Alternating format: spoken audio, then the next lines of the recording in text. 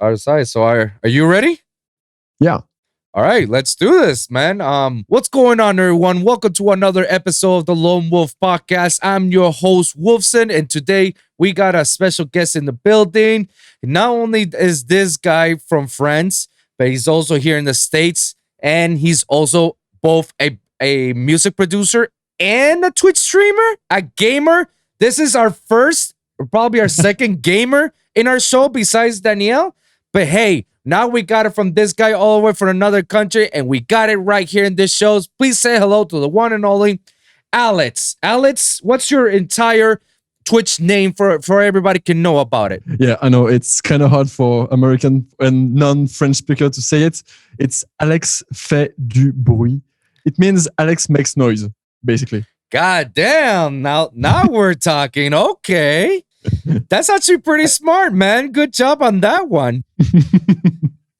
I don't mainly stream games. I mainly stream music production, but I sometimes play games because it's fun. No, of course, man. Of course. So, well, first things first, man. How are you, man? How are you doing? Kind of great. I'm working on my end. Like I'm working from home.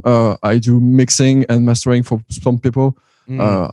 I also do some sound design work. I recently worked on a little short film, and I was working on sound design, mixing, and music. And yeah, that's the kind of stuff that really excites me. So I'm great. Well, that's pretty cool, man. So, well, how did this whole shindig started, man? Like, what? Give us a little bit of short bio about yourself and what you do and what you currently hope to accomplish by it. Well, I've been a musician for like ever. I was playing guitar when I was a teenager, and growing up, I really wanted to, make everything that you make with the band all by myself. So I got into music production, got into first on FL Studio, and later, like in later years, on Ableton Live. And yeah, listening to a lot of dubstep and drum and bass. Sound design is the thing that really excites me, and I think it's a really great part of music nowadays. So yeah, I got really into it. My musical project is mainly centered around sound design and the way that I can push myself to do new sounds and all. Right. So that's what keeps me going in the music aspect. And right now I'm working on letting aside my current musical project and working on a new one, more focused, more qualitative. Is that an English word? Creative. Yeah. Yeah. Yeah. That's it. Well, that's actually pretty cool, man. Like, well, I actually wanted to ask you because this question in particular is like, what actually got you into EDM overall? I'd say I got into electronic music like on a very early age because in France we had a lot of great producers like Daft Punk, Justice, and all, and before Justice, but Daft Punk was a really, really big thing, and there were many there were many kind of imitations of this style, but those people were really big. I can think of like there were not really imitation, but they were like in the same gang. I'm thinking about Cassius, Demon, and all of those people are very big in France, and they were the kind of thing that were playing on the radio and all. So we, like a lot of people in France, got into electronic music on a very early age. That was my case. And growing up, we got into more American stuff. Okay. And by 2010, 2012, we all knew Skrillex and Noisia and all of this thing. And this was kind of close to us because the electronic movement got really mature in France between 2000 and 2010. So yeah, this was a logical step for me and a lot of people. And from there, that's what got you inspired into making music and start doing like dubstep and all that stuff. Was that dubstep was your first genre for you to start making productions, or were you making other stuff before? Well, I was kind of young when I discovered dubstep. Like I was 18, 19, and I was already playing with FL Studio. But like all beginners, you make little electronic music. Hey, I made a little techno song. Yeah. But that's it. But yeah, Skrillex and all of these guys kind of opened my eyes to what is possible to do with just a computer. So yeah, that was my main goal is to make dubstep when I got really serious into it. And how long was that? Like not too long ago, or is like a few years ago, or 10 Uh, years ago? 2012, and I got into it really hard by myself, like Mm, not really looking at tutorials and all. okay. And at this time, there was no really there was no big communities for you to talk to people. Yeah. So I was kind of on my own. I had nobody around me doing electronic music. And right now, like for now 2 years, because I've been streaming and putting myself out just a little bit more, and being also I've been a DJ, Mm. in a little club, so that was great. But yeah, I put myself out there just a little bit more, and now I have people to talk to. I have a little community following me. This is something that wasn't existing back then. So right now it's easy for me and everyone to share stuff and learn stuff. Yeah, that's actually pretty interesting because here's something that I've so far been talking to a lot of French artists, Yeah. and some of the stuff that they were telling me was that in France, dubstep is actually kind of a niche thing. Like Yeah, it is.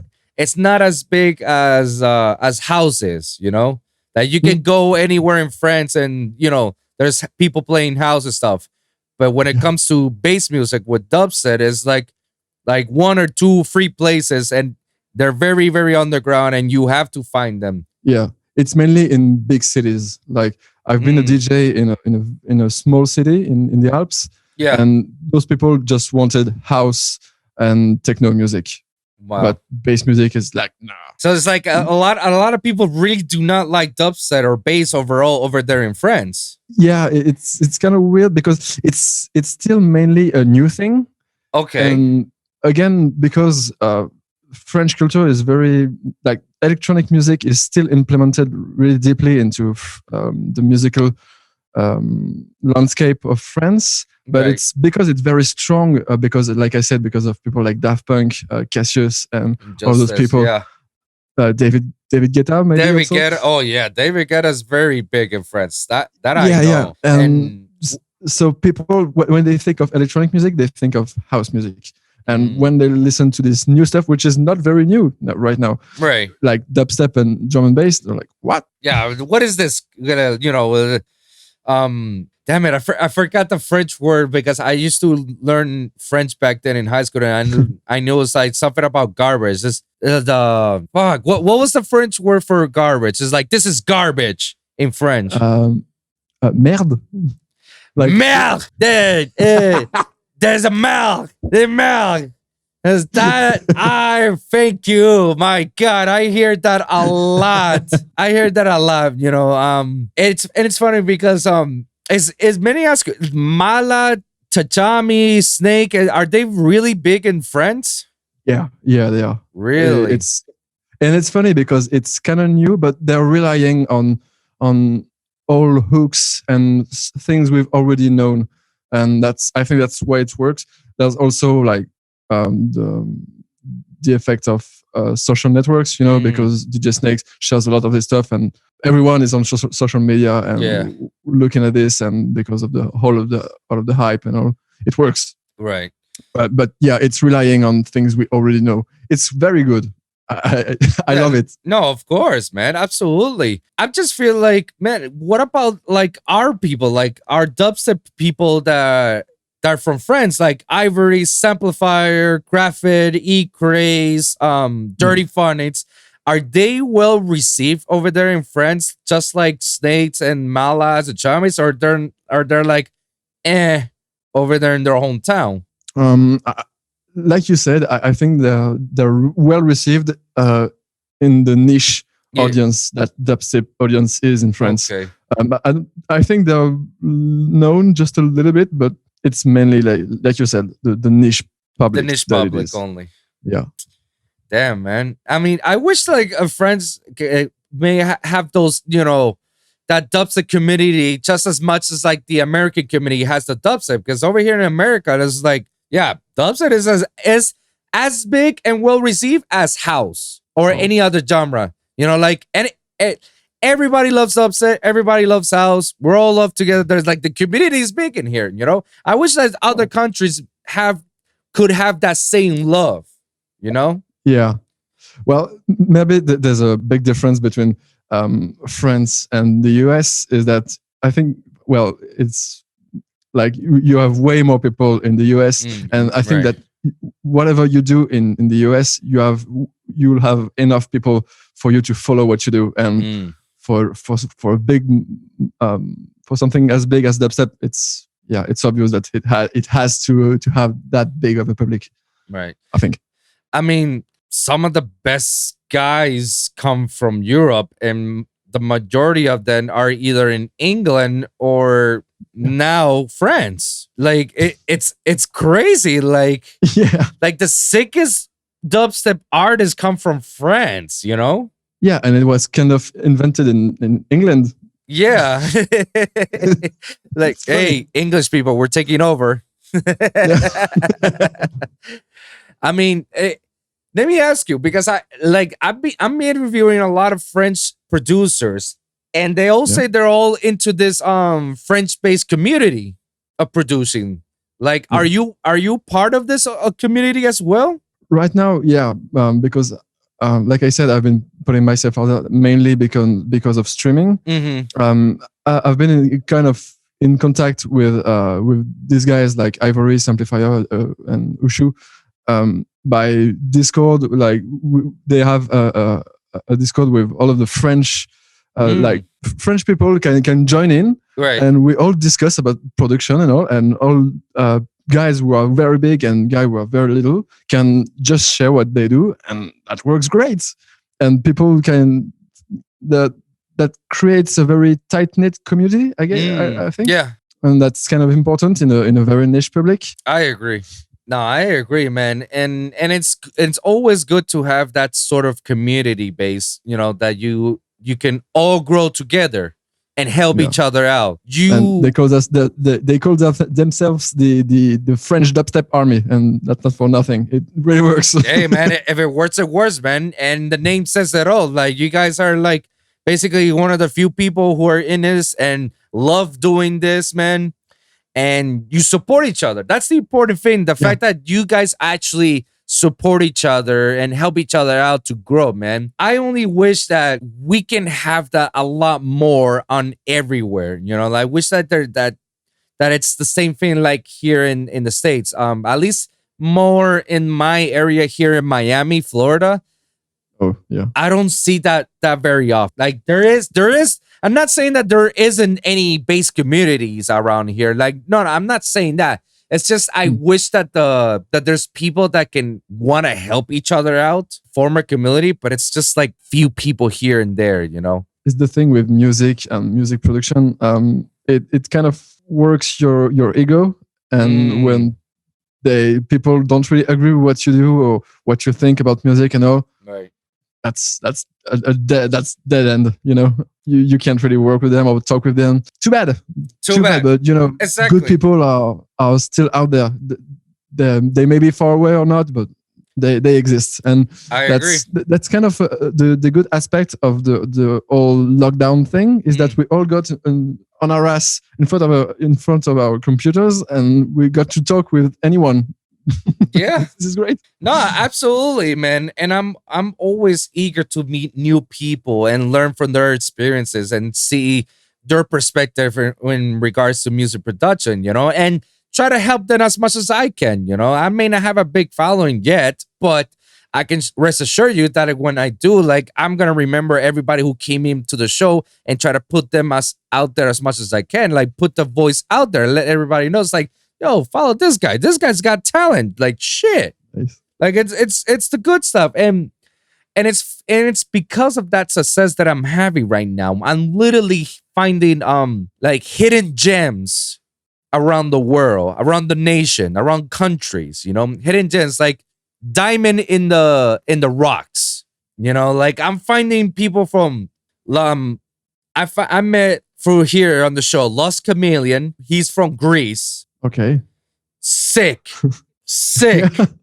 Like his music is sick. I met like Danny, Dr. Ushu, and Bizo for Oh yeah. and then now you. And then I met just recently I just interviewed somebody from Czech Republic across the nation and here in the States. I met people from different countries, different states, from Spain. Like I'm meeting a lot of cool people who have the talent, that it surprises me that nobody has seen them or nobody has heard of them that often or nobody's have picked them up because the talent is there. Like I can be very unbiased and I can tell like when somebody's actually pretty good or pretty shitty. And so far everybody has admitted to is like they got the talent. It's just that, like I said, like nobody has seen them or nobody's heard of them. So I'm trying my best to have people to hear them as much as possible, because like, hey, you guys are trying to make it right here as well. Everybody's just trying to eat, Yeah. And that's the thing about this music industry, man. Like, I'm trying to create a community as well in which, I can show everybody, say it's like, hey, we're in this together. We're all trying to grow together, man. Let's all become big people. But a lot of people in this industry, especially more a lot in the Miami scene, which is like, it sucks at the same time that I live here and work in this area, but at the same time, I don't regret it. And I'm blessed about it because I can see through the bullshit and I can actually like work around it and then see for their true colors. And with that information, I can just like literally tell everybody in the world, just like, hey, careful coming over here. Careful working with this. Careful with that. Because this shit happens, Yeah, there's an active bass scene in Miami, I think. Yeah. It's a small active bass scene. Right now, I'm working with some people who are very local based. And shout out to those guys. These guys are literally changing the face of the bass scene overall because Miami is very house scene. That's what's very dominated. I mean, that's why you got Ultra there every year. Ultra, Ultra is all the big shots, all the trance people, the house people, the techno people, and then you got the small little portion of the bass community over there. That's how Miami is. And Miami tried to bring bass artists over to the shows and the clubs, but it's not the same thing as if I were travel to Orlando. Orlando has like a lot of bass community. Tampa, it's like 3 hours away from where I live. And the bass community over there is well received. There's bass artists over there growing and playing all the time there, That's very crazy. It's nuts. So Miami has a very small bass community. And the people that I'm working with are actually trying to make that bass community bigger and well received. Like right now, they're just building a festival right now. It's their own festival. Early birds have been sold out. That's their first festival in Miami. That's gonna be like strictly bass and house all mixed together. And now they're planning for one in later down the future that it's all gonna be based with bigger bass artists right now. Ooh, nice. Yeah, so we're getting there little by little. Obviously, people prefer, house, but I can only tell you that the base that we have is probably Forbidden Kingdom. Okay. So that's like the only festival that we have that's all bass related. And it was all because, that between the help of Excision and the help of, Insomniac, the people from the EDC and whatnot. Without it, we're just like, without those guys and the people that worked here in the Miami to make it happen, like, nah, man, we would have a lot of crazy what Excision helped grow into like the US and Canada just by himself. Just like crazy. Dude, how long has Excision been in the game? I don't want to say 15 years, but something like that, right? Kind of. Yeah. Look how much he's accomplished by. Like he has his own festival shows. Like he doesn't have one. He has like 2 or 3 of something like that. His own sound system, his own visuals, his own label. And his sound system can be played in France because we have restrictions because of the decibel level. Really? And, we can have it as loud as it is in the US. Oh no shit. We still have loud festival, but it's not not like what you have in the US. It's crazy. You hear that, everyone? Count your blessings, okay? I don't want to hear anybody complain about like, oh no, it's never loud enough. It's like, no, shut up. Like other people had it worse. He's just telling you right now, friends, they can't have those high PK sounds. And I'm pretty sure if you bring Incision over there with that PK sound, it'll tear off the roof. I mean, yeah, he would have to bring his own PA, and that would be too much cost, I think. Yeah, I'm pretty sure. I mean, he brings his own PA on the tour. When he's on tour in North America, like he brings it over, and I see it as a whole full production. Yeah, it's crazy. I think he played a few shows in France like a few years ago. But I don't think he brought his own because it was not his festival and it was not his concert. It was many people. So yeah, I don't think he does bring it overseas. But does he bring his visuals on that time that he went to France? I don't think so. I don't know if his tour got into France because he does it on a very specific tour. Yeah.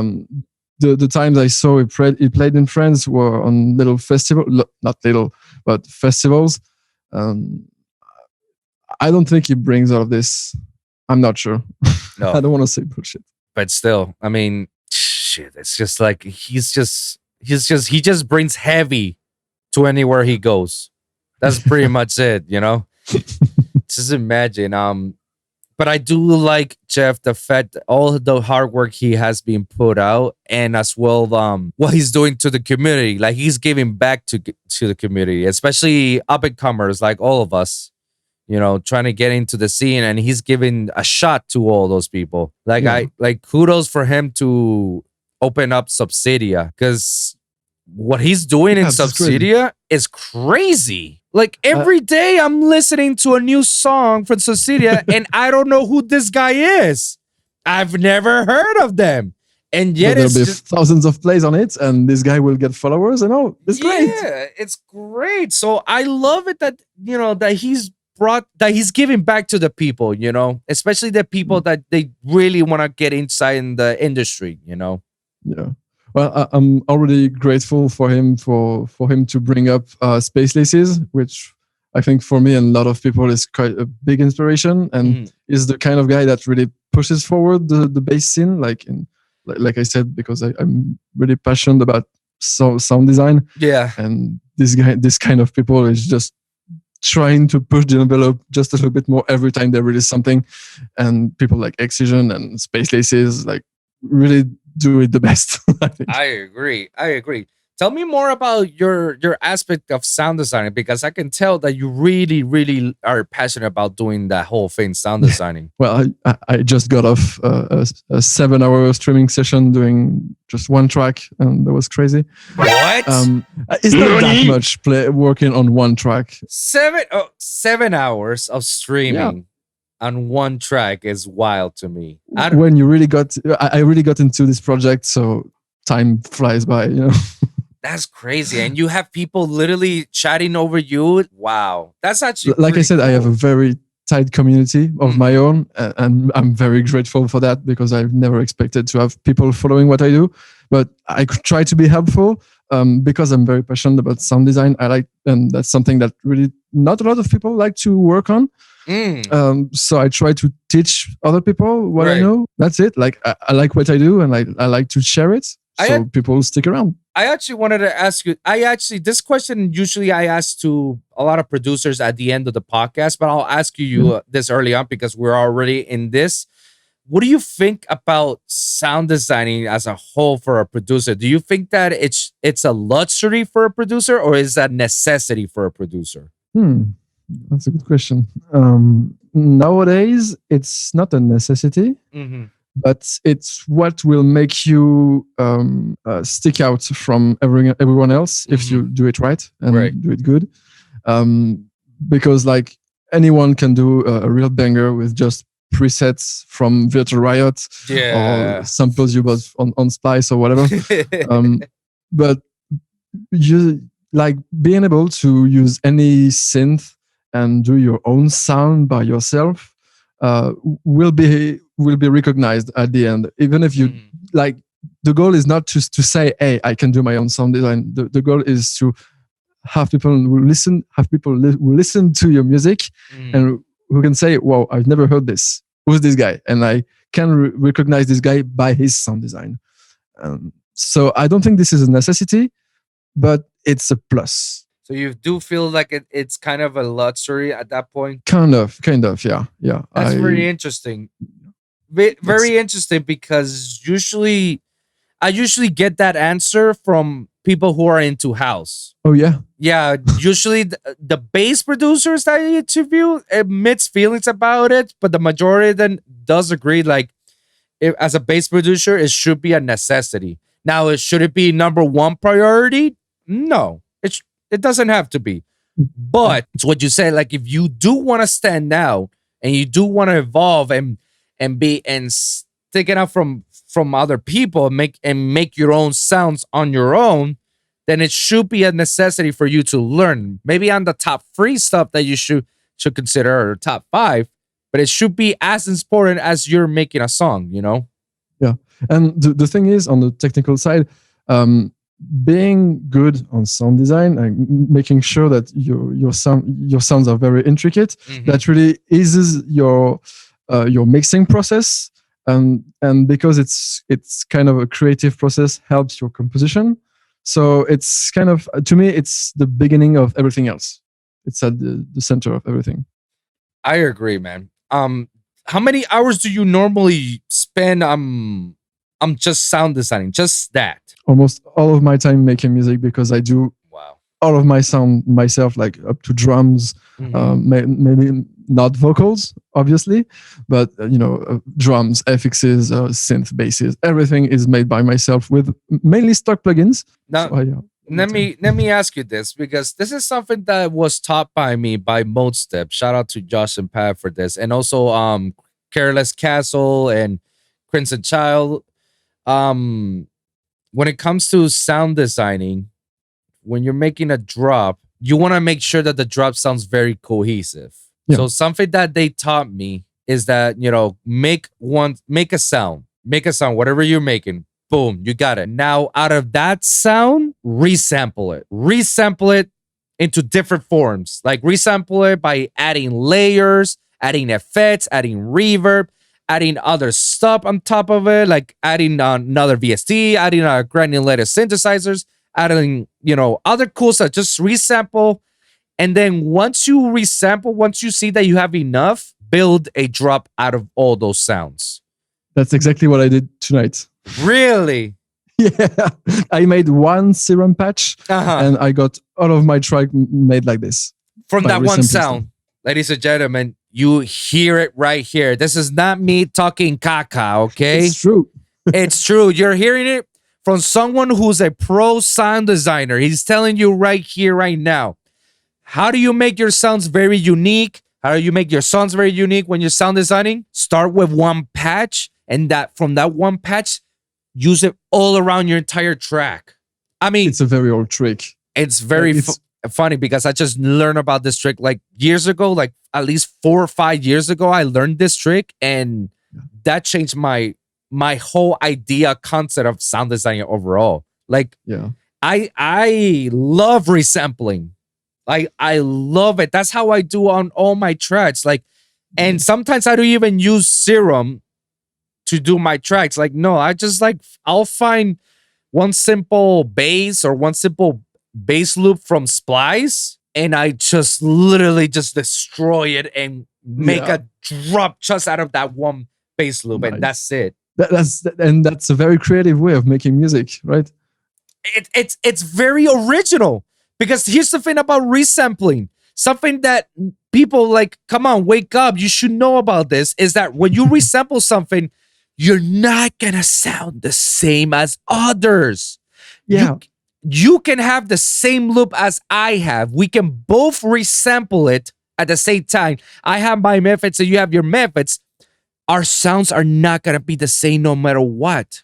Right. No matter what. It could be the same bass loop that we got it from, but it's not going to be the same at the end. And That's true. And people really don't realize that or don't utilize this technique. Because it's not really something that is given to everyone. Like, right.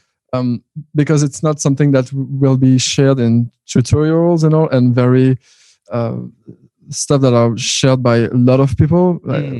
I really don't like tutorials because they often put something in your head that will be detrimental to the way you're making music and creating music in every way. So I think resampling is like the way of making things yourself. Right. By not using crazy synth like Serum or whatever. You're just using simple tools to create sound by using audio clips. Exactly. And it's a very interesting thing that what you mentioned about like you don't really like tutorials. And I actually have a similar thought process about that as well.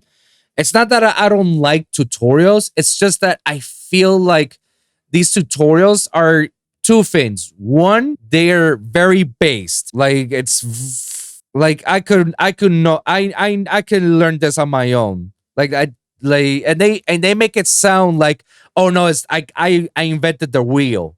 Like I invented the wheel. This is what's gonna change the game.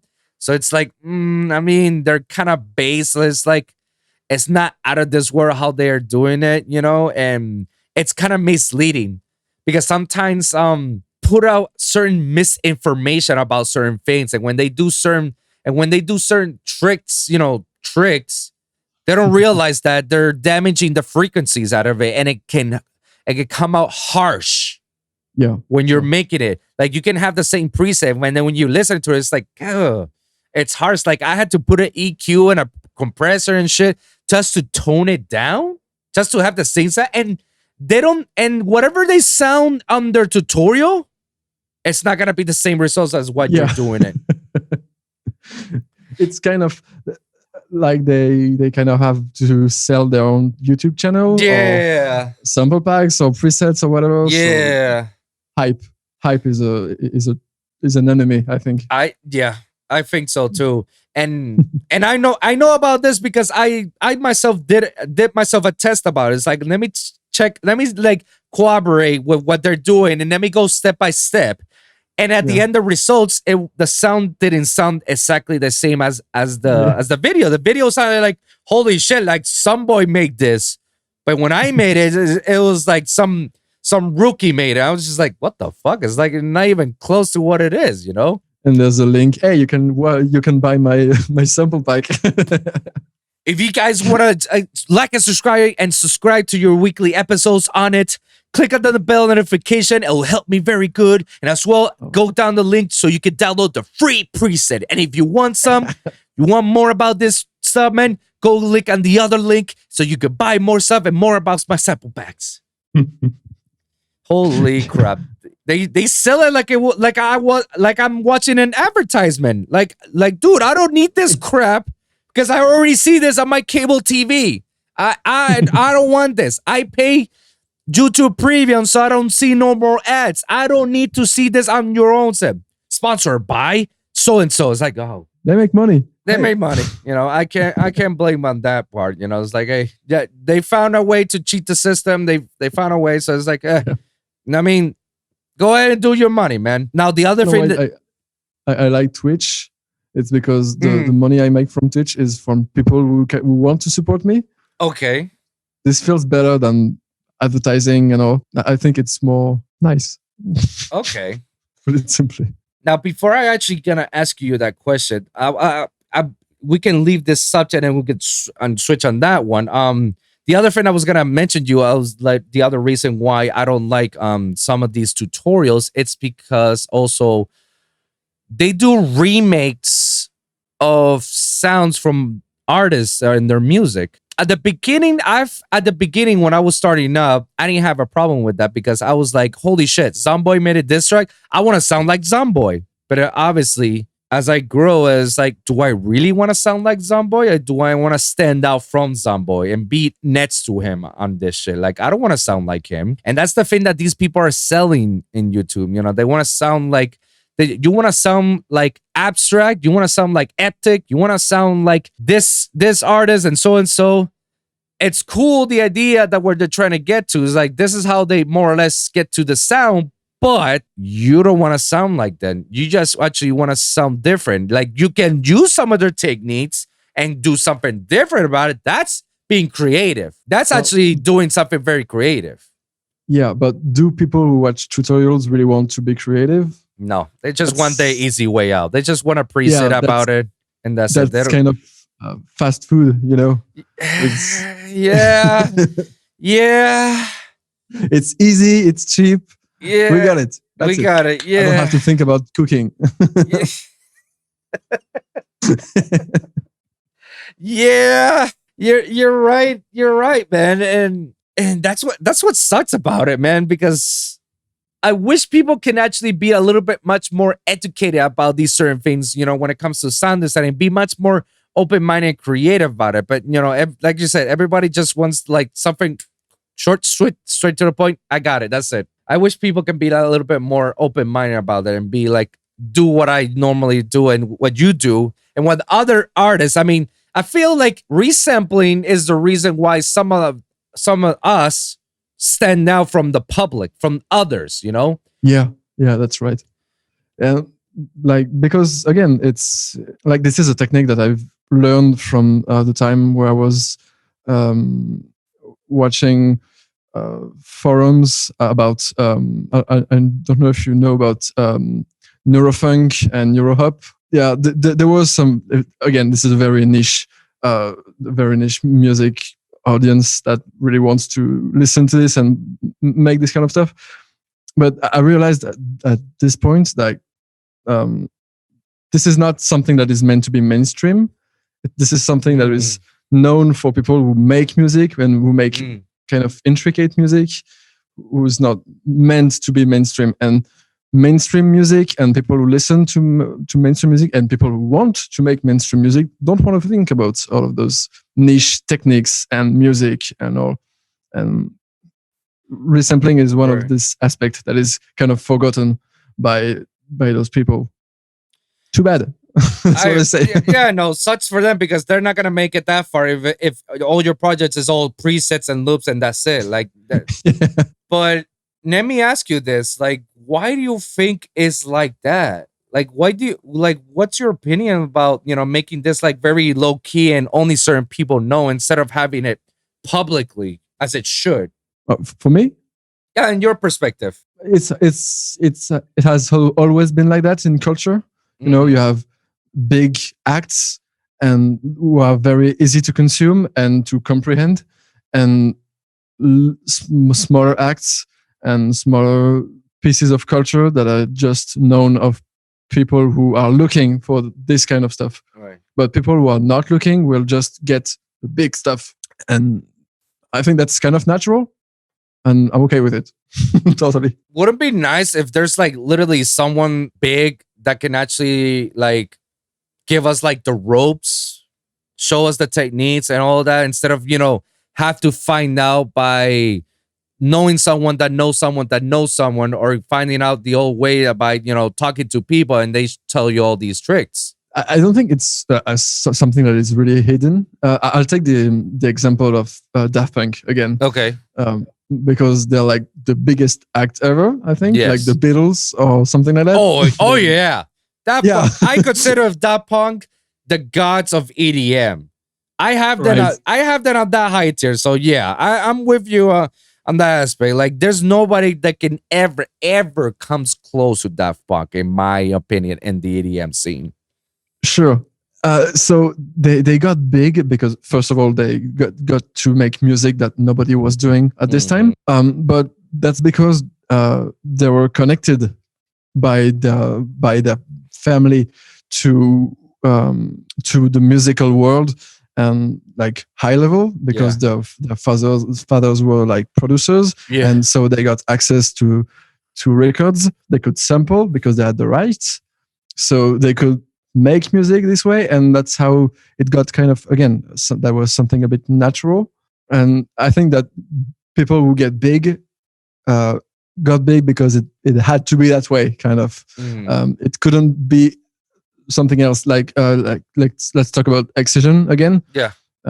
he wanted to make music that nobody else was doing. Yeah. So he got into a place where it was, he had the high ground on this matter, and people got to follow him for a specific sound, and that grew and that grew. And I think that's the same for all of those people who get really big. Is that they want to make this kind of stuff, and this attracts people, whether they are from just audience or just producers or whatever. But I think these people just are themselves and don't really think about what they have to do to make it, and they just make it because that's the way they are.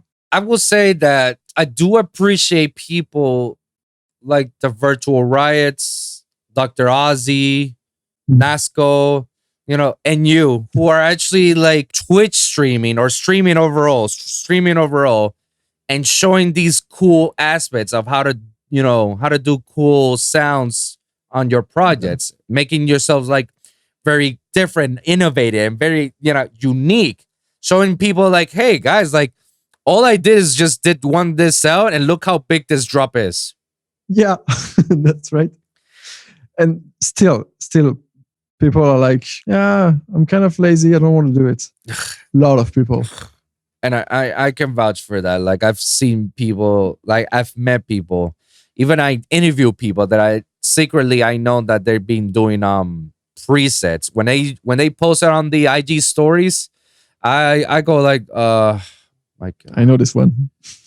I'm like, I have that preset because they gave it to me, so I know that preset.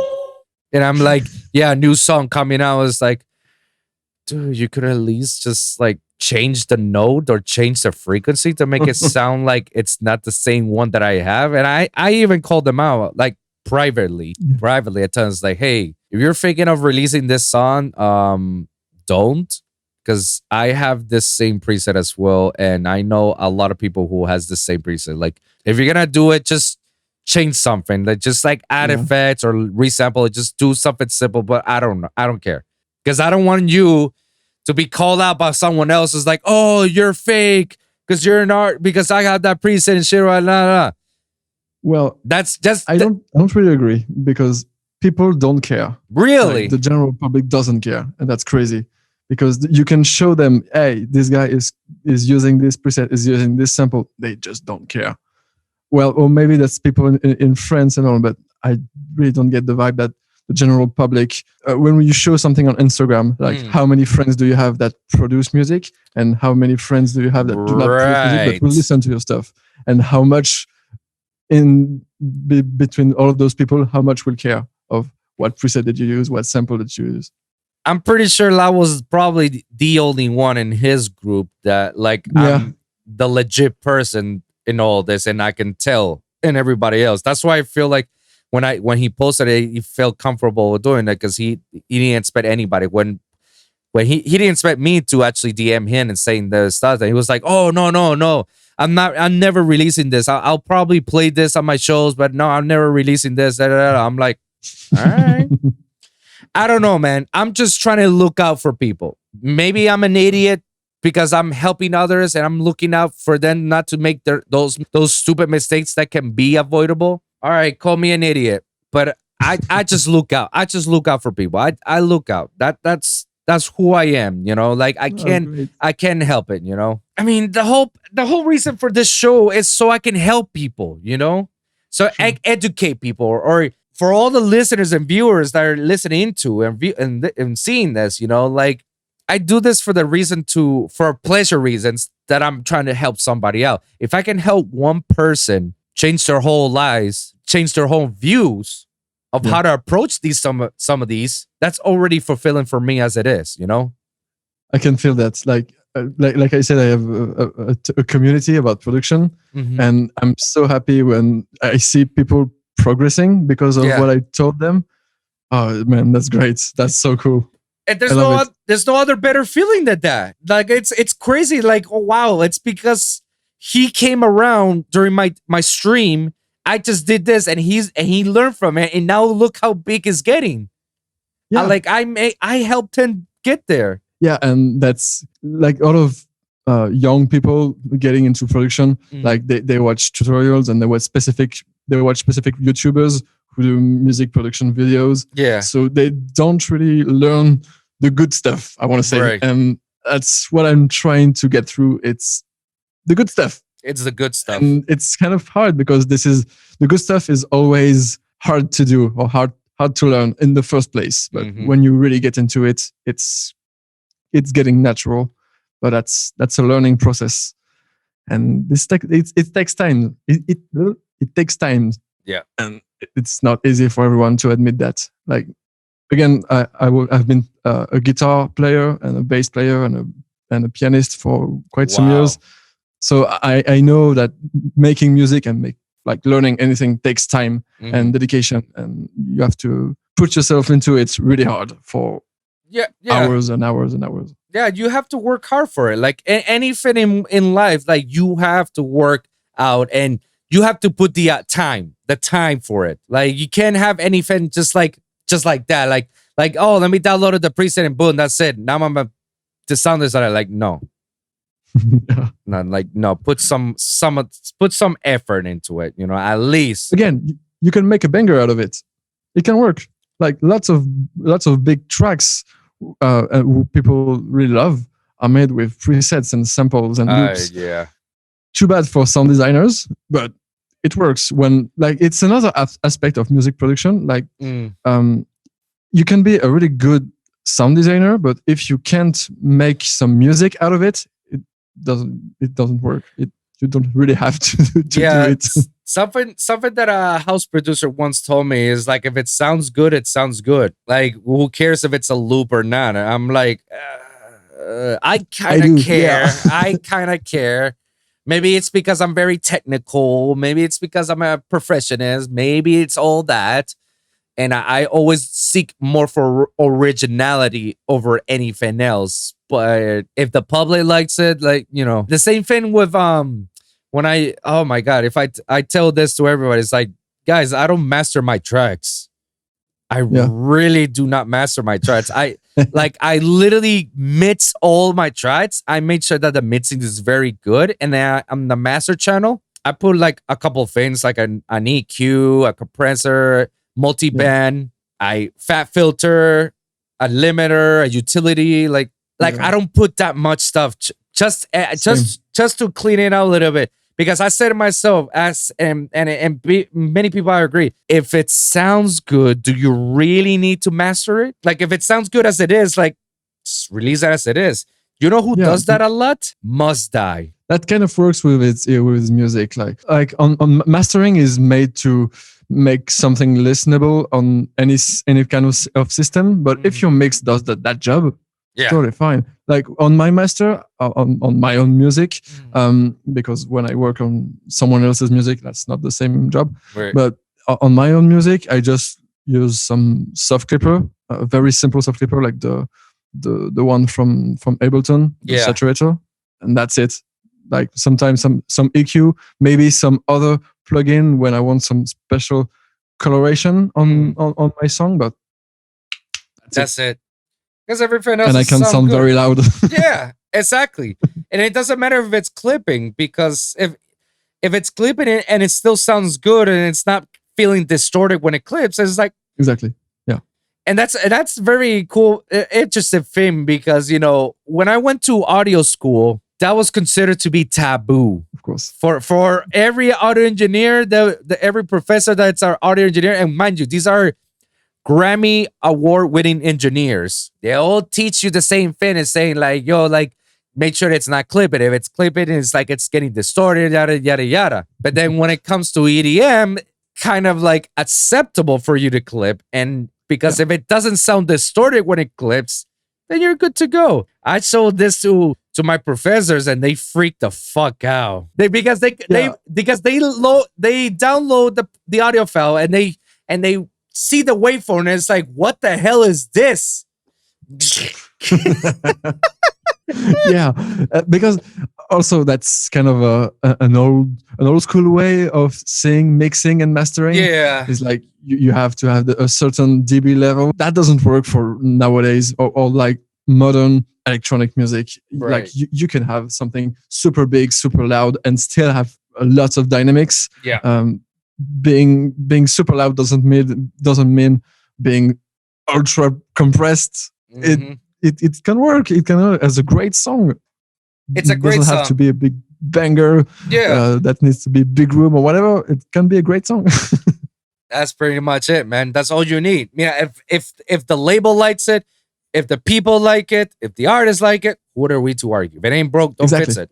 Yeah. Yeah. Yeah. Right. Now, I want to actually talk to you a little bit more about the Twitch stuff because it actually sure. got me a little bit intrigued when you say that you do like a lot of streaming and that you prefer streaming on Twitch. Like, what is it that you don't like when you're streaming on YouTube versus streaming on Twitch? Well, I've not streamed on YouTube. I have a couple of videos on YouTube, but to me, it's just maybe a question of perception. But the people on Twitch are kind of a bit more friendly, and I like the overall interactivity that we have with Twitch with our viewers. Yeah, it works. It works great when you want to have a nice community and when you want just to share stuff. I'm not against YouTube streaming. I don't really care. Like it's a streaming service like anything else. I just prefer Twitch because it looks nice. No, of course. No, but have you ever considered doing a restreaming, like stream for YouTube and Twitch at the same time? No, because on my end, my community is mainly on Twitch, so I don't really. I'm not looking for the YouTube public. It's not essential. I don't think. Okay.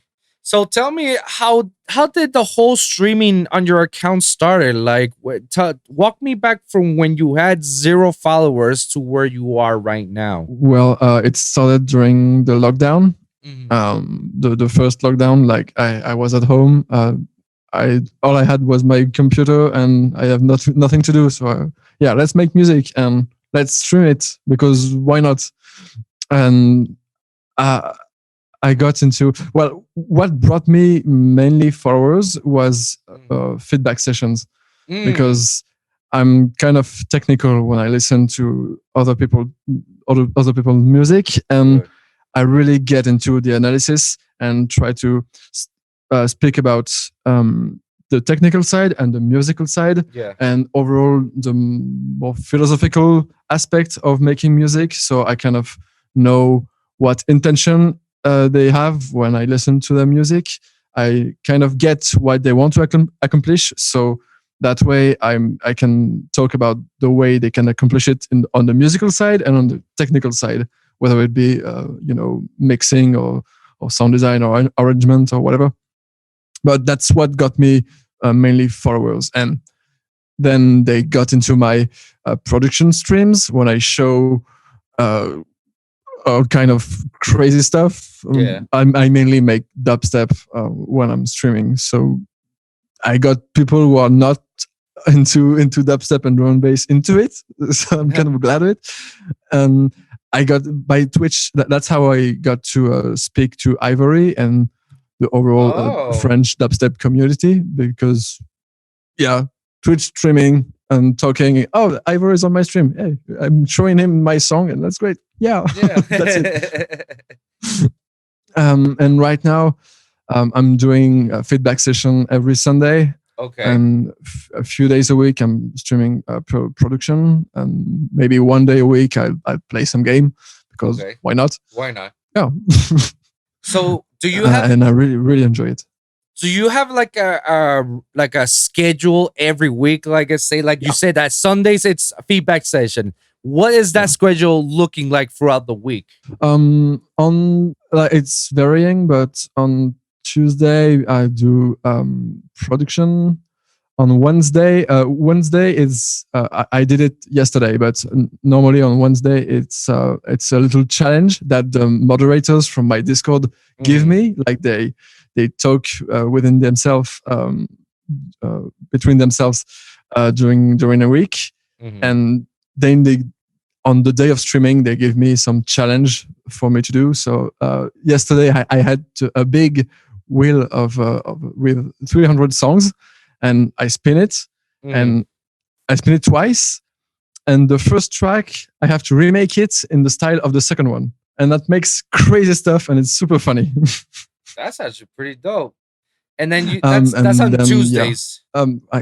I always like the second day of the week is Tuesday, right? Yeah, Monday, Tuesday. Yeah. Tuesday. Okay. Yeah. So Tuesday is production. Wednesday is that little challenge. Thursday, I don't stream. On Friday, I play a game. And maybe on Saturday, I'll stream production. Why not? Sometimes. And on Sunday, I'll do feedback session like every week for sure. Wow. It will happen. So and that's the biggest stream. The feedback session. That's where every producer comes out and say like, yo, I need a chance, please. Feedback. Yeah, that's it. Yeah, and I'll do it for free. I'm always happy to because I see I could be very critical about this, but I see a lot of people doing feedback session on Twitch, and they ask for donations or subs. Donation, or sub to my Patreon, or you had to be part of my Discord. Exactly. Yeah. And beside that, their feedback is not as technical as mine. It's not as profound as mine. It's just like, yeah, cool, bro. Next. Wow. Fuck, man. Wow. Yeah. So I try to really get into the tracks, and sometimes I can talk for 30 minutes about one track because it needs to. But I get into it and I take the time, and people like it. So I keep doing. That's good, man. That's good. I'm with you when it comes to giving feedback to people. I'm very technical about it. Like I can hear like the minimalist sound that can throw off the entire song. It's like there's something wrong here. Like you did something wrong here. I think the problem that I have is the way I deliver it. Oh, a bit too harshly? I'm a bit too harshly. I do say this is my opinion. I do say that. I had to put that disclaimer indicating like, guys, this is what I think. This is my opinion. You can take my opinion or you don't, but that's my discretion. Now, this section, there's something wrong about there. You need this, and that. Like, it's too much. Cut that out. Like, you don't need that. This drop makes no sense. I feel like it's out of key. Yada, yada, yada. Like, I go very hard and I go from beginning to end. Same. I try to be kind of conciliant because I had the experience that when I say something that is not well received, or when I say it's a bit like too harshly, people don't really listen to the rest of my feedback, and they'll just go away. Oh, and wow. My goal is also to keep them on my stream and to get them into my community, because we can communicate further and maybe work together or whatever. But trying to be as friendly as possible, but being critical at the same time is kind of my goal too. I've got because I've done it for like 2 years now. I've kind of got good at it. Okay, but it's always like always on the edge. It's very hard. It's very hard because obviously you want to be honest about it. You don't want to give them a false sense of hope. You know. You don't want to bullshit it. Then you want to let them know it's like if the song is good, it's good. If it's not, it's these are all the reasons. And even if the song is still good, try to fix this, and that. That's right. Yeah. So sometimes even if on the technical side it's not great, I try to find the positive points that make it a nice song to listen to. That because I try not to think about genres or styles or whatever. Right. The song has to be something that I can listen to and say, oh, that's a good track. And that's it. The cool thing that whenever I do feedbacks is like I always ask like, this sounds like this. Did you make a reference from this? 9 times out of 10, that's the right answer. I'm like, nice. Like I knew I wasn't going crazy, and I was like, where have I heard this before? Like the other day, I remember my fiance. She showed me a song in which it was like the song. The meaning of the song was beautiful. The song it was it's called "The Good Ones" by Gary Barrett or something like that. One of the good ones. It's beautiful. I love the song. But as soon as I started hearing the breakdown when she starts singing, in my head I was just like, where have I heard this rhythm before or this flow. Yeah. And I told her, it's like, I've heard this before. It's like, yeah, you heard this? It's like, no. Like, I've heard the way she's singing it, the flow, I've heard it before. Yeah. Like, and it was bugging me all this time. And then I realized, it's like, oh my God, that's the drop from the Chainsmokers Closer. And she's like, no way. I'm like, babe, look at this. Look at this. When she started to sing, I go, so baby, pull me closer on the backseat of the Rover. And I go beat on beat. I can like that tattoo on the shoulder. And she's like, oh my God, you're right. I hate you. Why would you do that to me? I'm like, I'm sorry, baby. It's like, this is what I do for a living. It's what I do for a living. I'm sorry. So I do the same thing for everybody who sends me a song, and I'm like, I heard this style before. Where have I heard this? Like, oh, from this. Like, did you got it from this? All right, that's cool. All right, just be a little bit different. Be a little bit more diverse. Just change this, and that, and you're good to go, I guess. Yeah, you're right. Yeah, I try to be less asshole to people, but at the same time, sometimes my honesty comes out like I'm being an asshole, but it's not. I swear. Hey, sometimes that's what I want. They want some real honesty, and like that's something I want. I've always wanted on my own music is for people to point to me things that are not good and that don't work, and because I've just been around my own friends and other people who make music. Right. There was great. Nice, but I want you to tell me what's not great. Exactly. No, exactly, man. And it's always good to have producer friends that you can actually send over the tracks and have their opinions about it, because they could be much more, critique about it, and they can point out some of the mistakes that you didn't do it on purpose. It just upped it out of you, and you didn't realize it. It was like, oh my God, you're right. The easiest thing that one makes mistakes. Do you have a low end? Oh shit, I forgot the low end. You're right. Yeah, I need to put the low end. Or my favorite one. Is this side chaining? Oh, damn it. I forgot the side chain. Like if I send that to my fiance or any of my friends, they'll be like, yeah, it's dope. It sounds dope. It's like, yeah, you guys, you didn't realize that there's no bass on this. Great. Thank you. Yeah. You guys are wonderful. I've recently listened to my old stuff that I used to send to my friends who don't make music, and oh my God, no mixing, nothing works. It's horrible. Oh my God. Yeah, good times, good times. Oh, yeah. Now, let me ask you, like, since you say that you actually do play video games most of the time on Fridays, sometimes, what normally do you play on video games when you're streaming? Like, is there a specific genre or specific games? Like, yeah, the one I really like to play because I play it with my friends, and it's something funny to stream is Phasmophobia. You know this one? Oh my God, I hate that game. Seriously, I love it. No, bro, I get scared shitless, man. Yeah, me too.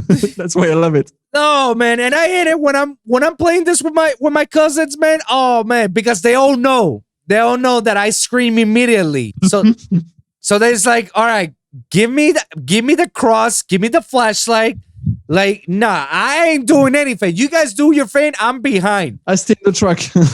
Yeah, I'm still in the truck, man. And then it's like, no, we gotta do this together. If not, it doesn't work. It's like, so you see me all the time. You see my character go like this with a cross.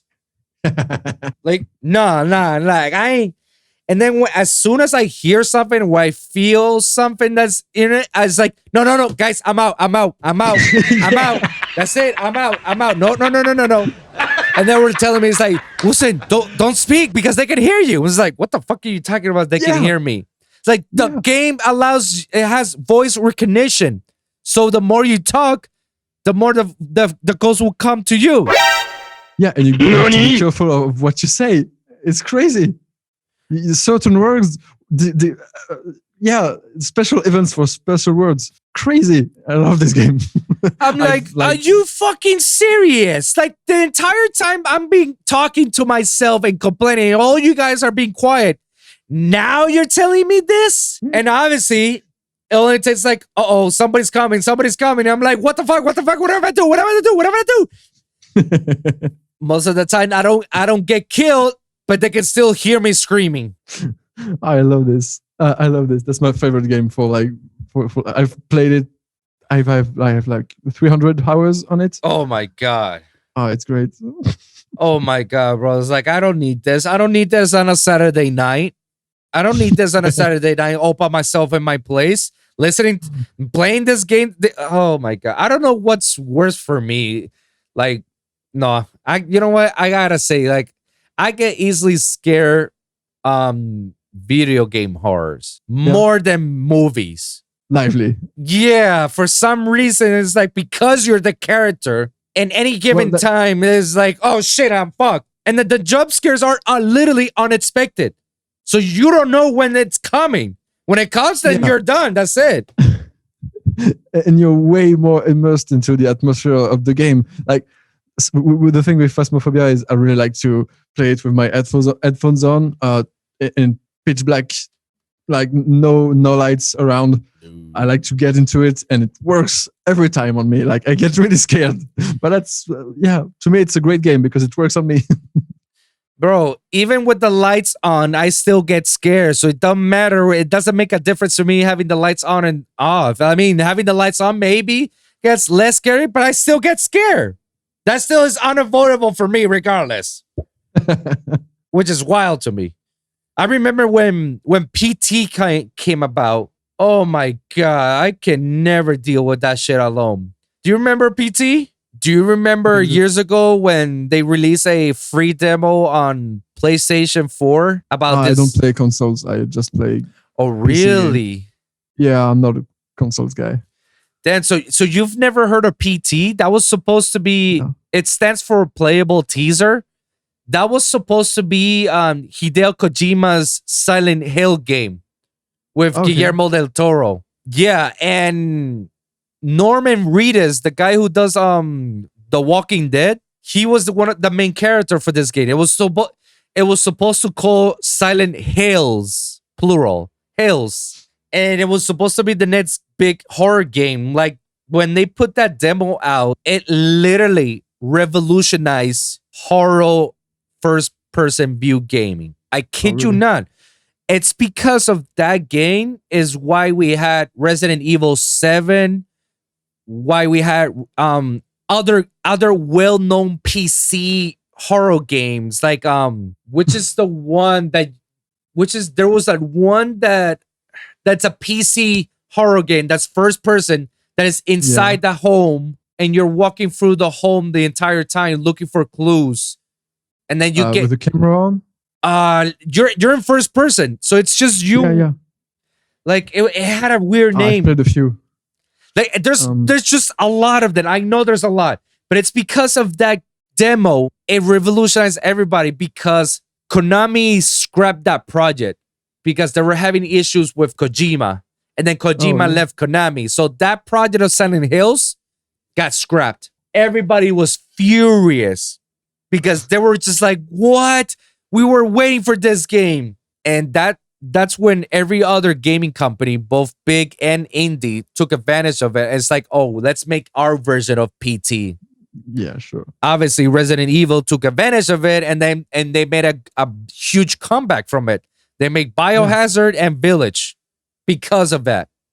And then other PC games, shit, like I know, like I had it from my tip of my tongue, the name of these horror games that I've seen it before, like these PC horror games. They're like Amnesia? Amnesia? Not Amnesia.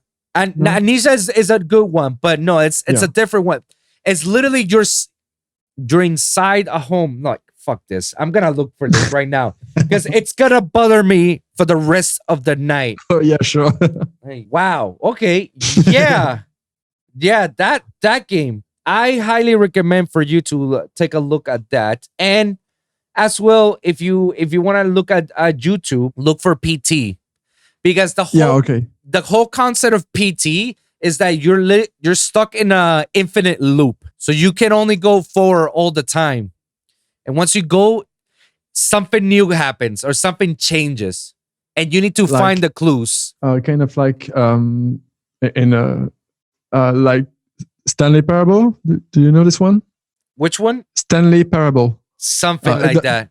Yeah. That was not a horror game, but yeah, that was the kind of stuff that you got into. Always the same scenario. Yeah, you're always in the same scenario. It gets crazier and crazier. Yeah, it gets crazier. And the fact is that you have to be careful, because once you find certain clues, you literally are going to be hunted down by a demon or by a ghost. All right. And then there's certain situations in which you can actually take a peek of the ghost watching you from distance, and then it just goes away. And you're like, oh shit. Yeah. And there's situations in which you literally cannot look behind you or turn around. Literally. Because if you do, she's going to appear literally in your face like this. Oh no.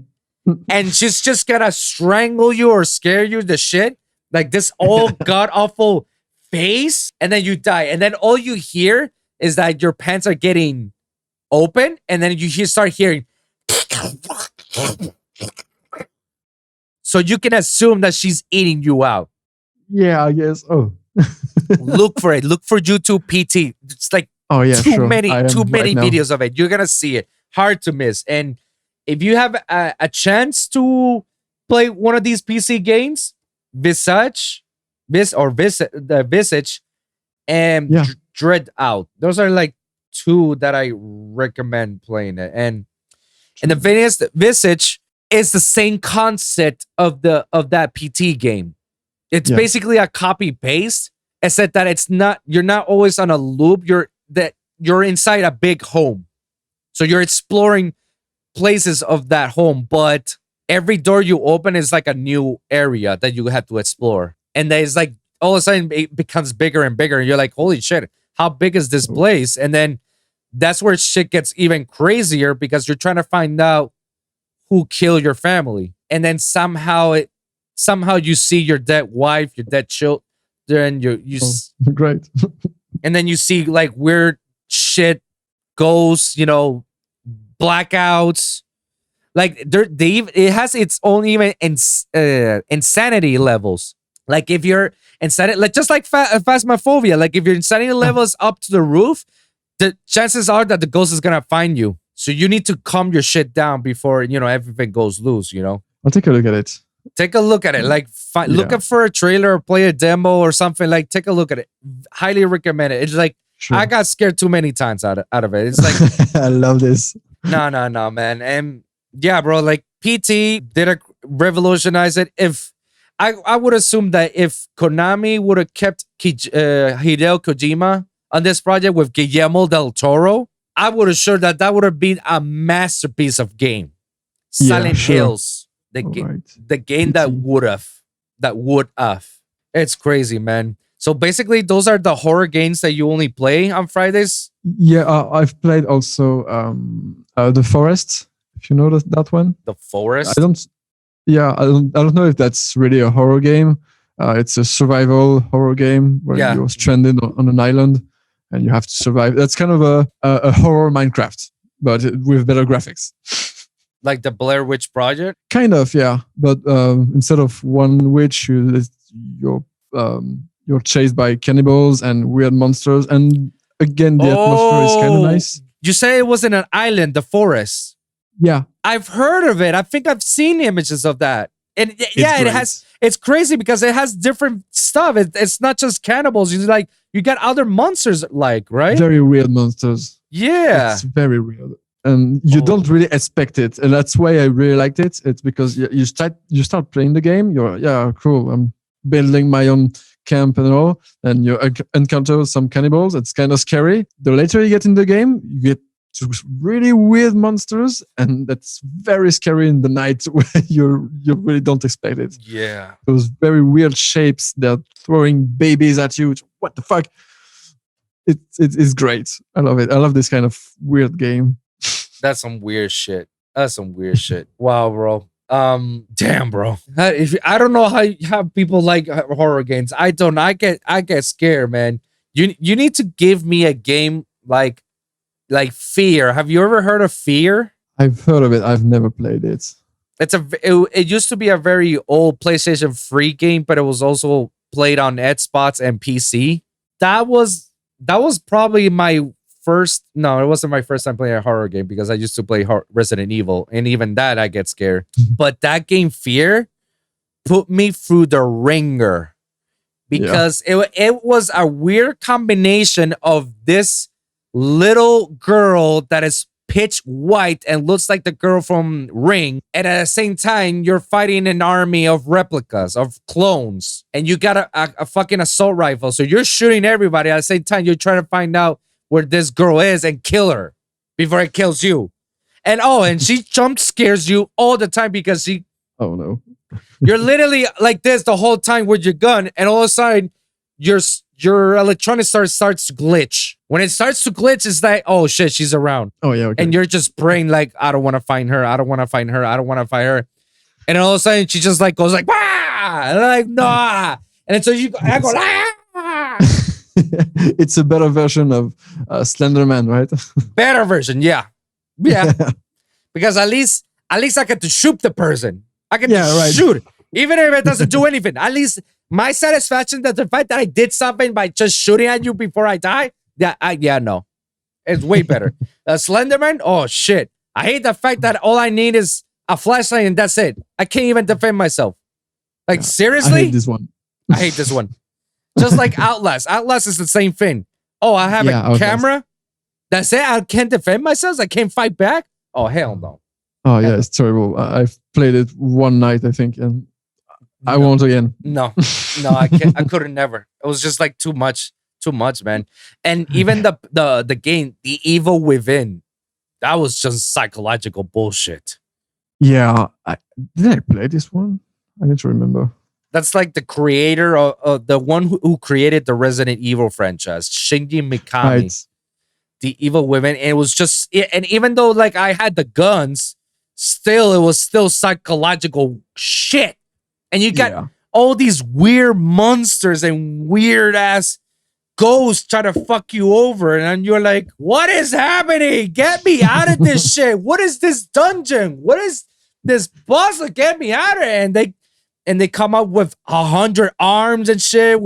That's why I like this kind of more psychological horror games, because that reminds me of older horror movies.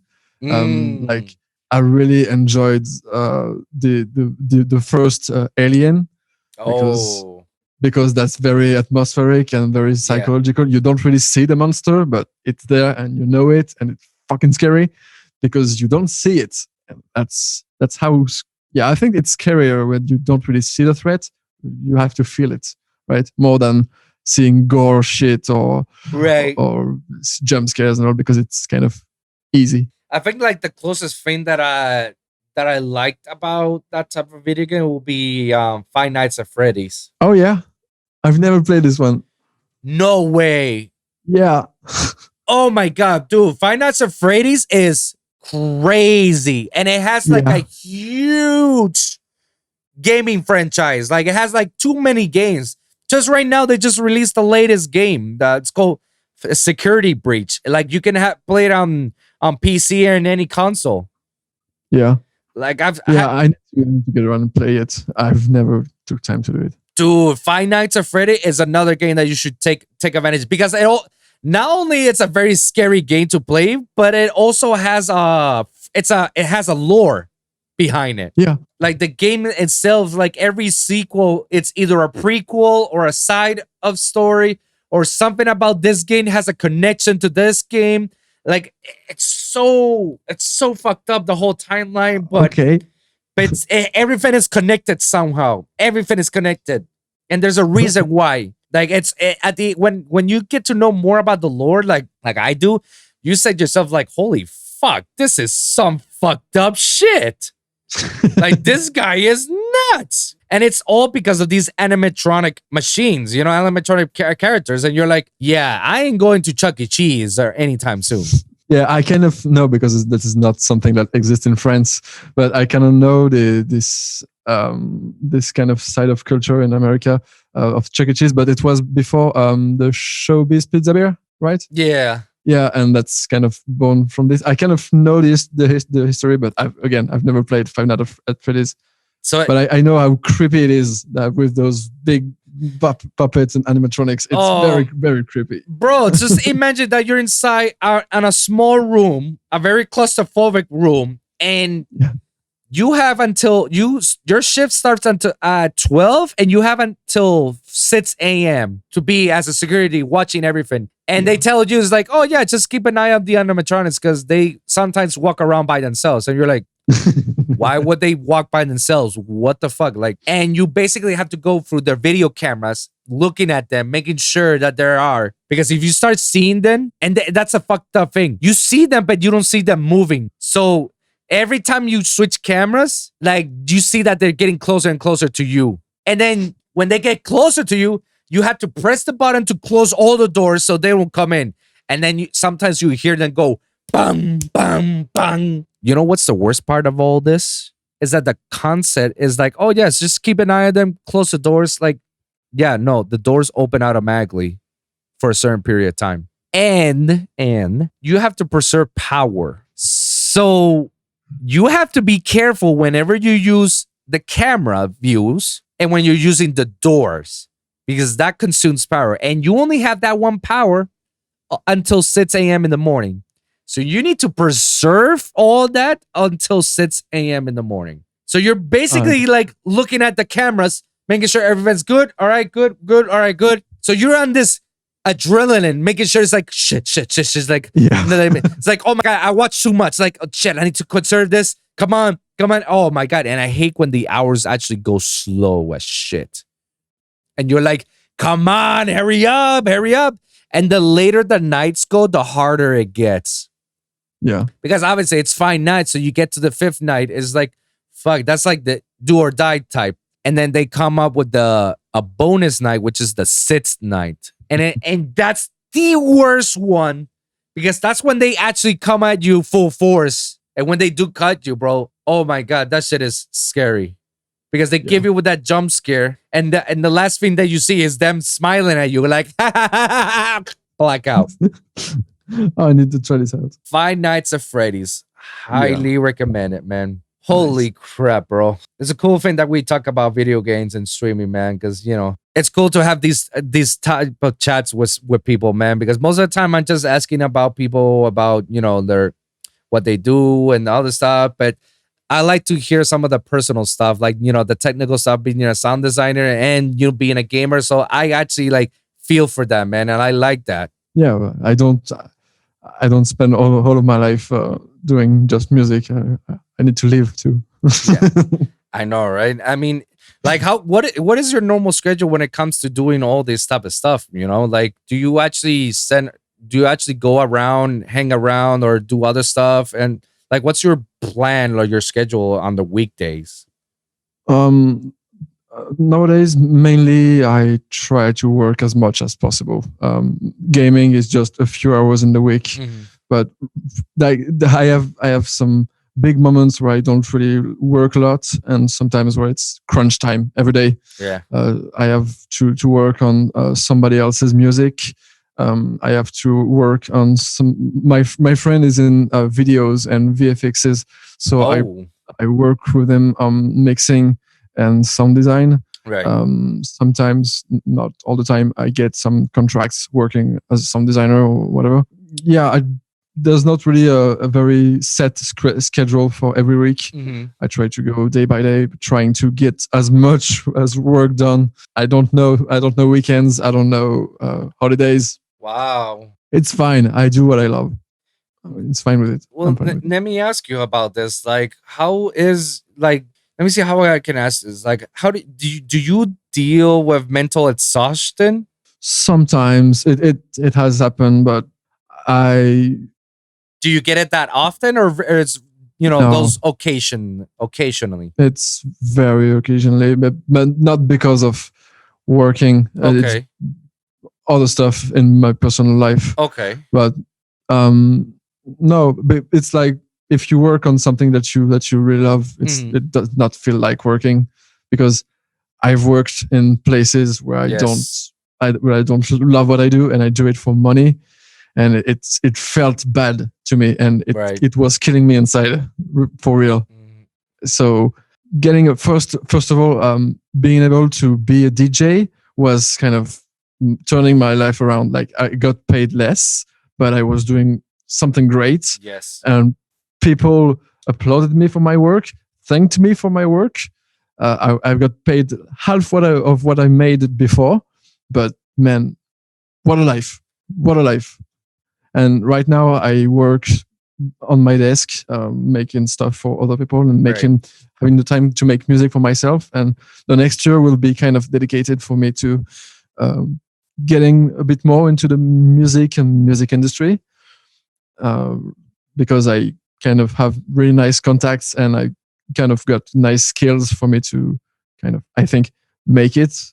So I'll try my hardest to to make it happen. So I'm kind of, I'm nice thinking about working in sound and music. It's great. I wanted to do this, and That's I good want to to hear. go forward because it's Yeah. not over at all. No, it's definitely not over, man. And I love to hear this, man. That's great to hear, man. And let me ask you, like, what is your creative process when it comes to making music? Like, where do you start, or do you get inspired? Do you have a reference out of it? I don't have a very set process, Mhm. but mainly just fucking around with synth, fucking around with sound. Just making sound design helps me making creative decisions, Okay. and I'll make music out of a sound that I find nice. Oh, I'm happy about this sound. Let's try to arrange it into something musical. Let's put drum on it, and this creates a song. Or sometime I'll just play around with my guitar, my piano, and I'll find some chords, and I'll put them into the computer and play around with it. Sometimes I'll listen to a song and say, oh, this isn't something nice. I'll try to remake it. And with the way I've remade it, I try to make it something into something musical. Mhm. Lots of stuff can happen when you turn on live. And do you believe in the concept of writer's block, or do you think that's a myth? Kind of, yeah. Writer's block is just a way of saying, um, I don't want to get into the music production more technically. I think, like, you Mm. can get out of writer's block by just doing something that you've never done before. It's real. It works. Like, if you're used to just put drums and look for a synth sound and all, just try to do something crazy. Like, take a mic, record anything, and try to arrange it into a rhythm, Right. and see what happens. That's how it works. I do agree with. I've come from a more acoustic musical background, Okay. and doing this led me to play into bars and all with some people, and into these bars you could improvise. Like, this was a jamming session, and what I've learned from this is that you can make a song out of anything. Like, Mm. someone will play 3 notes, and the drummer will try to play something over it, and the bass player will do too, and a Right. song will be created like this. And that's something that you can do with your software. I do agree that, when you're getting stuck with that whole writer's block, if you do something that you normally don't do, let's say if you do dubstep, try to make a house track just for the fun of it. Yeah, Just for the fun of it. exactly. And before you know it, like, you just make yourself a nice house track, and you're like, holy crap, this sounds amazing. I love this. I want to work on this. And that writer's block will just go away because you already started doing stuff that you didn't expect to. And then when it goes away, then you're like, oh crap, let me just go back again to my old project. Now I Yeah. can just keep it going. Yeah. Maybe also writer's block is something that happens when you're not having fun. Mm. Because to me, music is just having fun. If it's not fun, Right. don't do it. And that's what I do in my stream. Like I've said, just before we started talking, Yeah. I did a 7 hours session, but everything I did was just me Fun. having fun. Like, Right. hey, it's funny, let's do it. And the track is made. Yeah, you just need to have that passion for it, you know. And if you do get it, like I normally will recommend people like doing that or just stand back and then do some hobbies to get your mind off. Psychologically, that helps a lot more because you're not using your brain to think anymore. Like not your brain's always thinking, but it's not making you think about, you know, being creative. The creative aspect of your brain is not thinking. No, now you're just doing stuff that makes you do automatically. It's something that me and Nitty Gritty, we talked about it when I interviewed him. And I tell this to everybody, and it's that when you realize that, you know, when you're taking a shower, are you thinking that you're taking a shower or you're just doing it? When you're brushing your Nice teeth, are you thinking that you're brushing your teeth or it's just automatically that you do it? When you drive, are you thinking about driving or you're just driving because it's automatically because you train yourself. You train yourself so much of doing these certain aspects that your body's adjusted to it, that your body just does these things automatically without you even thinking. That's why there's that, you know, that old saying joke that all the good ideas come in the bathroom. When, you know, when you're taking a shower and all of a sudden it's like, oh my God, I have this sick idea. I want to make it right now. And you just like do your shower. It's like, all right, let me just do it. Yeah, you're totally right. You just don't think about it too much. Yeah. It will happen. You don't, and especially if you're thinking, oh, I'm into a writer's block, and if you're getting anxious over it, that doesn't help being creative. Yeah, no. So, like you said, having hobbies, doing something else is great. Absolutely, man. Absolutely. Now, let's say that, you know, you did everything. You have a fully fledged project. It's ready for release. What do? Do you actually go send these projects to record labels or do you actually make it yourself a self-release? I'm not really the right guy for this because everyone is like scolding me because I don't put anything out. I have my SoundCloud. I have my SoundCloud with some stuff up, but I have like hundreds of projects that I've never either finished or exported, or I like to keep for myself, right? Because that's how I've learned to make music. Wow! Because like I said, it's having fun, and I'm music that way. I'm making music for myself so sharing it is kind of hard. Really? So, yeah, and that's why my next project will be focused around me trying to put it out, right? Because that's a very hard process for me.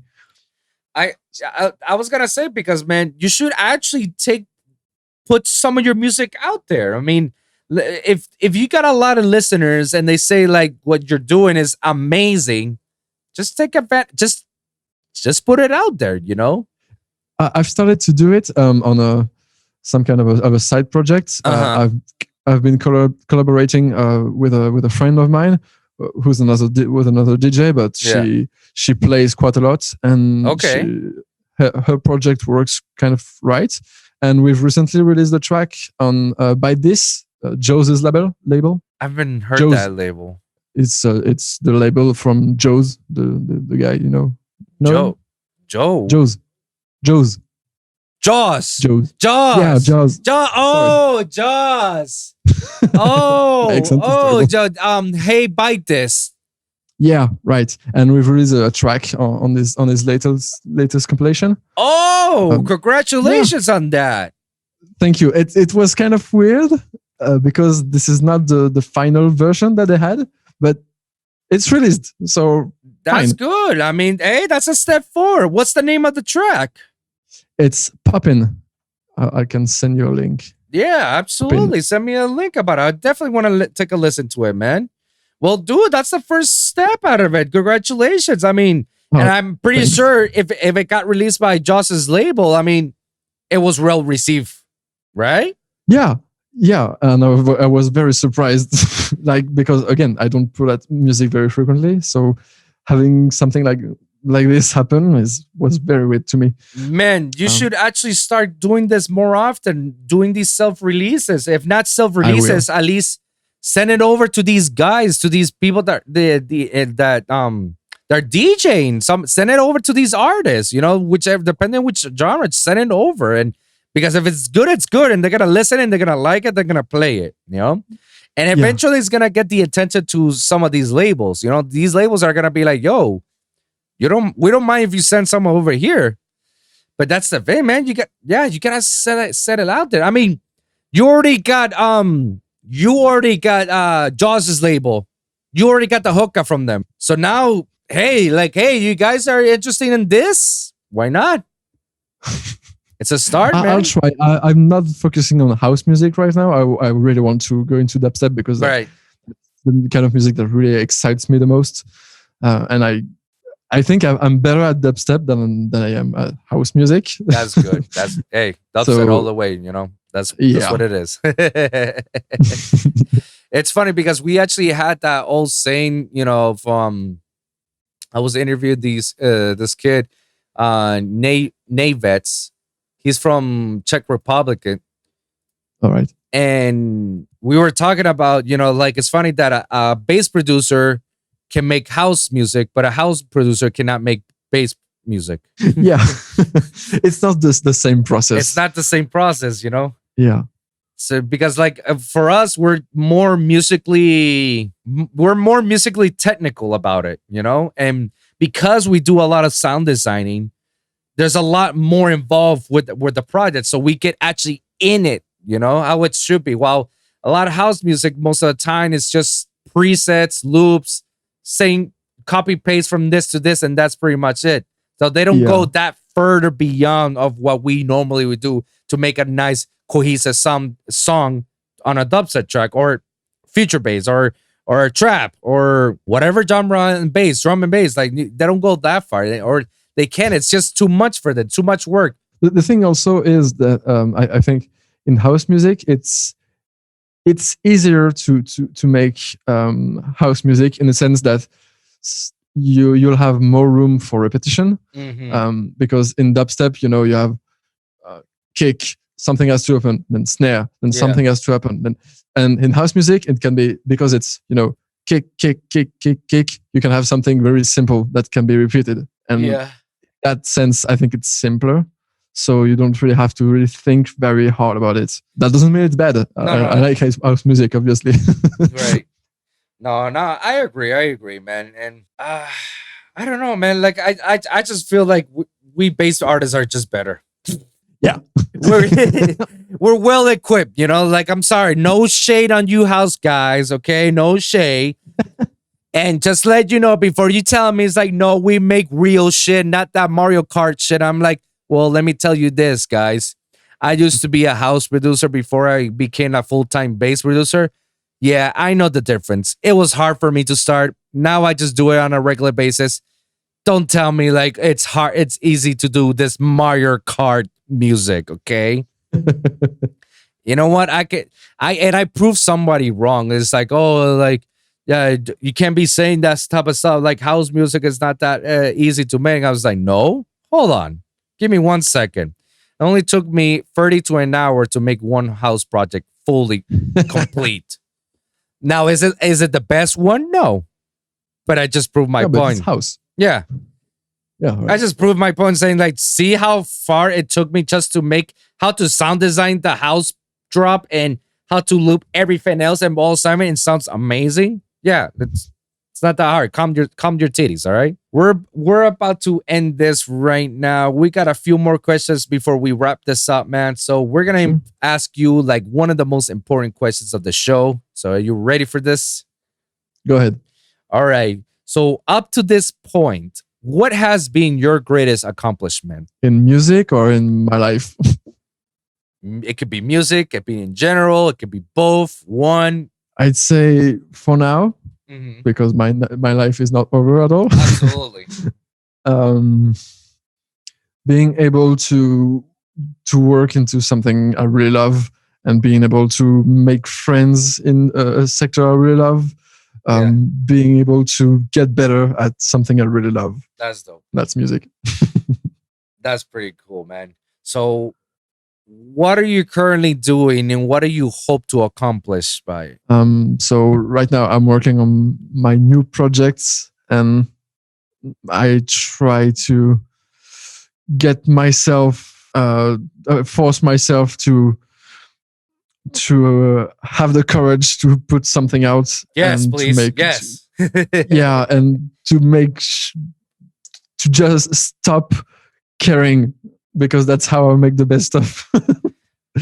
I agree. Hey, man, like that happens to everybody, bro. When you know you have amazing stuff, but you're too scared to put it out there, you just like leave it on the drawer. It's like, I know that feeling, bro. Like, we're very perfectionist, you know. Like, when we release a song, you're always gonna feel like, damn, I should have done it better.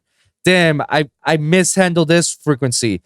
Damn, this should have been bigger, wider. Why is it la la la la? It happens to the best of us, including big artists like Tynan. Oh yeah, sure.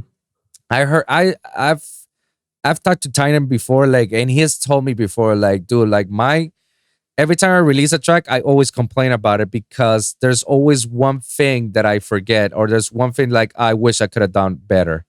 I'm like, are you kidding me? Like, your shit is amazing. What are you talking about? And he's like, I'm always complaining about something. Like, there's always something. I think it's Mr. Bill who talked about a song is really never finished. You know, it's done when it's out. Mr. Bill is a great person, man. Shout out to that legend, man. Oh, it's great. Yeah, love it. One day I'll have the chance to talk to him and have you know, a crossover episode with him, because his podcast is also amazing. Sure. You know, Mr. Bill is the legit Joe Rogan of EDM. You know. Yeah. And I'm trying to be the next Joe Rogan of EDM, so it's a little fun competition. Now, we're gonna wrap this up with this one last question. Let's just say that you're walking down the street, and all of a sudden a UFO comes out of nowhere, and then comes out, and the aliens, they come up to you and say, "Alex, we need your help, because you and only you are the only one that can help us with what we need. So before you come over to the ship and help us, just so you know, you're gonna be out for a while. Here's a piece of paper. Write 3 pieces of advice that you will give to someone. What are those 3 pieces of advice?" Okay. First of all, I'd write. I have to think about it. No, that's okay. Take your time. Do something you love, like whatever it is, whether it can be work or just hobbies. You have to do something you love in life. Yeah. Don't be scared. Don't be too scared of people. They're not that bad. Play music. Okay. That's my piece of advice. That's fine. And I love it. I love all 3 pieces of advice, man. Just like the best one of them all is just do what makes you happy. If you're very passionate about something, just go for it, man. If you can make a living out of it, even better, because you'll never feel like it's a job. It's just another day at what you love doing, man. I have the liberty to have that right now in my life, and I'm so happy about it. I've never felt any happier, and it's so easy. And it gives me the liberty to do many things like the podcast and making music and stuff. So I always tell everybody, just do stuff that makes you happy. At the end of the day, that's what matters, you know. Even if the money is not that good, if it makes you happy with your life and your sanity, that's oh sure. I can feel that. That's better than anything else, man. Like, that's literally like, money doesn't buy you happiness, unfortunately. It helps, but it's not really the solution. Yeah, it's true. Well, Alex, thank you so much for coming over to the show, man. It was an honor and privilege for you to having here, man. That was great. A very great conversation that I had with you today, man. And we talked about a lot of cool things, a lot of technical things, man. And man, you're a friend of the show. You're more than welcome to come over again whenever you want to, man. Nice. Before we leave, plug yourself out, let the people know when they can follow you and also what they can expect from you in the future. Sure. So I guess you'll have my links into the description or whatever, because I know my name is not cool to say for Americans and English speakers. Alex Fait Dubruit is not something easy to look for. But yeah, you'll have the links. I'll try to put out dubstep and all. I try to make as much stream as I can on Twitch. I'm totally English friendly for people who make music and want technical feedback on their music. I try, and yeah, I love doing so. So they're more than welcome. What are your Twitch schedules, so that way people can know when they follow you at Twitch when they can expect from you? Tuesday, Wednesday, Sunday are the sure days. Are the sure days. Okay, perfect. Well, thank you very much for Alex for coming over to the show, man. And thank you guys for listening. Remember, every week is a brand new episode with a brand new topic. So be sure to always like and subscribe for your weekly episodes at the Lone Wolv Podcast, as well as click that bell of notification. And you can, guys, follow this at youtube.com/the Lone Wolv Podcast or lonewolfpod.com. That's lone, WOLV pod.com. If you want to check the audio version of this, you can check it out around at SoundCloud, Spotify, iHeartRadio, and Apple Podcasts at the Lone Wolv Podcast or Wolves and Music. Comment down below. Let me hear your thoughts. Share your experiences. If you guys got a specific topic that you want me or Alex to talk about, please let us know in the comments down below, and we'll do our best to cover it on the next episode. So thank you guys for tuning in. We'll see you guys at the next one. Deuces.